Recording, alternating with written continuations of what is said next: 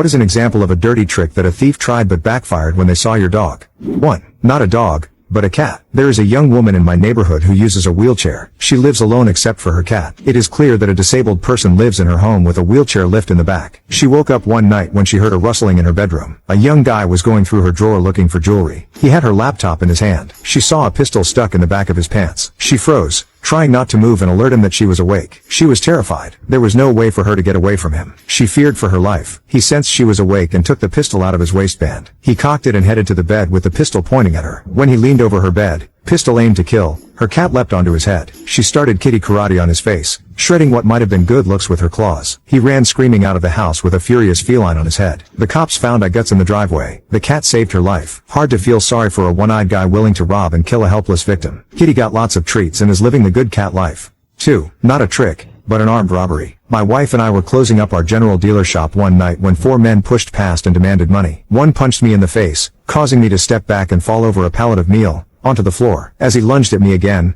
I got ready to fight back, but from the corner of my eye I saw my wife being held down with a pistol to her head. Defeated, I pointed in the direction of the till, just as 4 of our cross-mastiff dogs came pouring through the doorway, with the 6 others coming in from the attached house, looking for the blood of those who dared to attack their mommy. I have yet to see such terror replace the threatening looks of the assailants. They were out of there in a flash, running as fast as their legs could carry them. One was actually screaming. My dogs will not normally attack anything, as they are raised with other animals, but anyone or anything that threatens my wife is dead meat. I'm big dog, so I am not protected, but provide protection to our weird pack of mixed animals and birds. I can call for backup if required, but mommy is protected at all times. 3. Our family has adopted/fostered many dogs over the years, but the Irish Wolfhounds are among our favorites. Many years ago my wife had a grooming shop attached to a vet clinic in a very busy part of town that was starting to see a rise in crime. She took our kids and our Wolfhounds to work with her every day. One day a sketchy guy came into the shop and gave off a vibe that made my wife uncomfortable. It just looked to her like he was casing the store. There was only a half door separating her work area from the lobby at the front of the shop. Katie, our Wolfhound,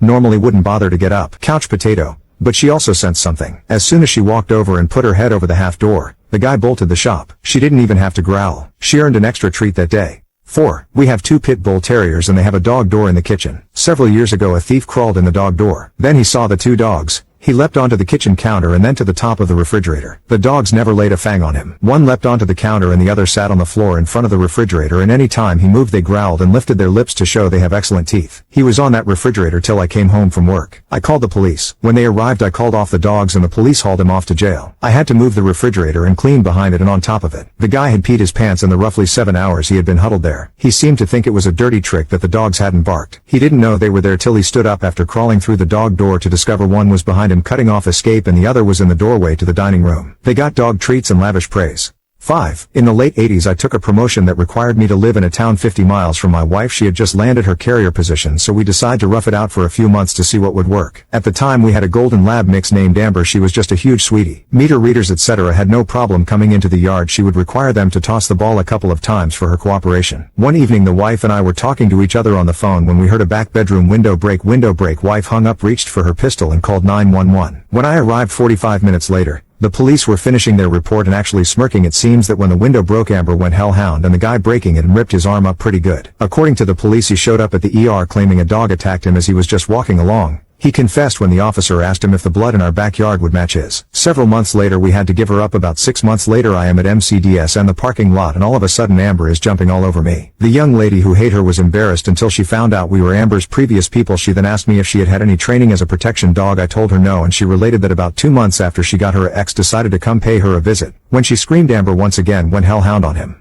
6. Actually, I don't know if it was a thief, rapist, murderer, etc. At the time, I lived on the 3rd floor of an apartment building that allowed dogs. I had gotten a second dog about 3 months previously, and it was the first night she was not sleeping in her crate. At around 2:00 or 2:30 a.m., I woke to this low grumble that quickly escalated into the deepest, most spine-chilling bark I had ever heard. Mind you, she was an 11-month-old collie with a normally high-pitched bark. If you know collies, you know the sound. My other collie and I crept into the living room, where she was standing at the balcony door making that terrifying noise continuously. I tried to get her to be quiet or come away from the window, but she would not listen to me at all. She grew louder and more menacing every minute. I was afraid to touch her. Now, I was teaching obedience classes at our local kennel club, and competing with my first dog. This new dog and I had already been to multiple classes and training seminars together. Even that early in my career, I had more experience than most pet owners. I was afraid of my own dog. Eventually, but not a result of my pleading, she settled down. The next day, my downstairs neighbor knocked on my door. I met her with profuse apologies for waking her up in the middle of the night, which she refused to accept. She handed me a folded piece of paper and explained that the night before, a creepy guy in dark clothes and a hood had been hanging around, climbing onto balconies, and trying to break into various apartments. She saw him attempt to scale onto the third floor when my dog began to bark in earnest. He jumped down and ran away. The letter my neighbor wrote wasn't a threat to have me evicted, but a thank you addressed to my dog for saving the lives of every woman in the building. She wouldn't confirm it, but I suspected she knew a bit more about the intruder and his intentions. Over the next year until I moved out, a couple other minor incidents convinced me that my dog knew what was danger, and what wasn't. That was 20 years ago. I've never heard that sound again. 7. Not my dog, and not my story, but boy, did this dog ruin somebody's day. A friend of mine was going to New York. She'd be house sitting, taking care of the apartment of an old friend of hers. With a bit of a sad duty this time, the owner's old dog was really ill, and chances were he was going to die while my friend was taking care of the apartment and dog, and the owner away. And sure enough, the dog died peacefully one night. The owner had left instructions, and a suitcase, to take the old dog someplace. So my friend lovingly placed the dog in the suitcase, and started lugging it to the subway. And though my friend is kinda tough, she's not that tall, and the dog, and suitcase, was fairly big. So here's this middle-aged woman trying to lug a heavy and cumbersome suitcase onto the subway. Suddenly this huge guy appears, grabs the suitcase and runs off, leaving my friend dumbfounded. When she called the owner to tell her what had happened, she burst out laughing. Apparently this was completely in character for the dog when he was alive. Even in death he managed to pull a stunt. Imagine the face of the thief as he opened the heavy suitcase to see his reward for his backbreaking toil.